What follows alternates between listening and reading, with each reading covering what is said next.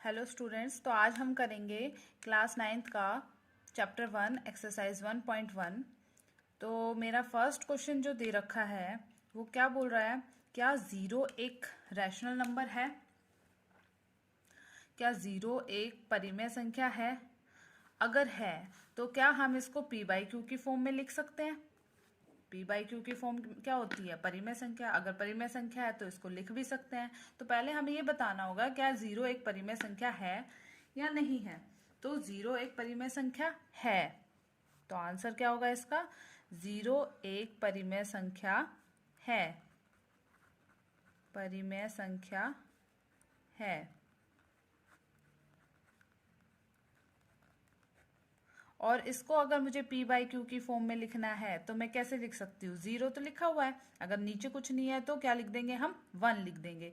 तो क्यू कभी भी जीरो नहीं होना चाहिए, और जीरो पी और क्यू इंटीजर है तो जीरो और 1 भी इंटीजर है, तो ये एक परिमेय संख्या बन गई। ठीक है, अब देखो क्वेश्चन नंबर सेकंड में क्या पूछा गया है। पेपर में इस टाइप के क्वेश्चंस आते हैं आपके। क्वेश्चन 2 पूछता है find 6 rational number between 3 and 4। 3 और 4 के बीच में आप 6 परिमेय संख्याएं ज्ञात कीजिए। अब देखो, जब आप देखोगे 3 और 4 के बीच में कई बच्चे बोलते हैं एक भी संख्या नहीं आती है, क्योंकि 3 के बाद 4, बच्चों को ऐसा लगता है 3 के बाद 4 आता है, पर नहीं, आपको सोचना है। 3 और 4, आपने स्केल देखा है कभी? आप स्केल बहुत यूज करते होंगे, जहां पर 3 होता है और 4 होता है, और 3 और 4 के बीच में कुछ लाइंस होती हैं इस तरह से।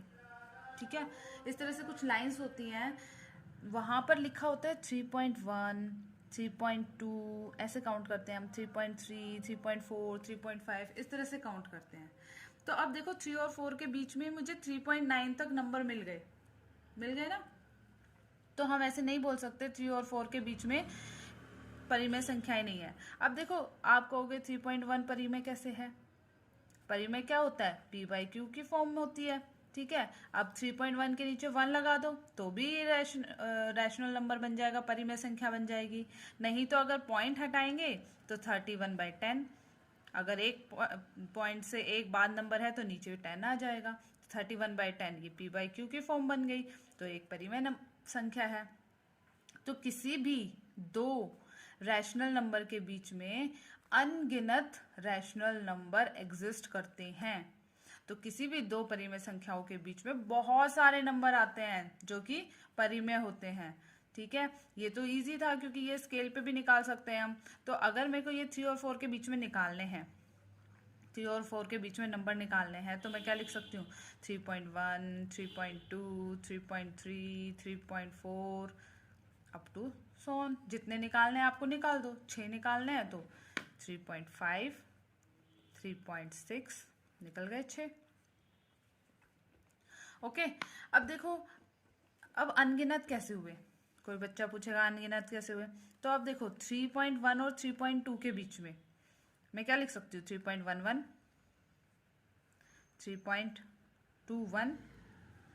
फिर इन दोनों के बीच में पूछा जाएगा 3.11, 3.211। तो इस तरह से हमारे पॉइंट के बाद नंबर बढ़ते जाएंगे, और ऐसे ही इन दोनों के बीच भी बहुत सारे हैं, इन दोनों के बीच में बहुत सारे हैं, तो 3 और 4 के बीच में तो बहुत सारे परिमेय संख्याएं मिल जाएंगी आपको। तो किसी भी दो परिमेय संख्याओं के बीच में हमेशा कितनी परिमेय संख्या होती है? अनगिनत। अगर आपसे ये पूछे 3 और 4 के बीच में कोई नेचुरल नंबर, प्राकृतिक संख्या या पूर्णांक या पूर्ण संख्या, होल नंबर या इंटीजर बताओ, तो कोई भी नहीं है, क्योंकि 3 के बाद सीधा जो नेचुरल नंबर आता है वो 4 होता है, 3 के बाद जो सीधा इंटीजर आता है वो 4 होता है, 3 के बाद जो सीधा होल नंबर आता है वो भी 4 होता है। पर परिमेय संख्या ऐसी है जो 3 और 4 के बीच में अनगिनत होती हैं।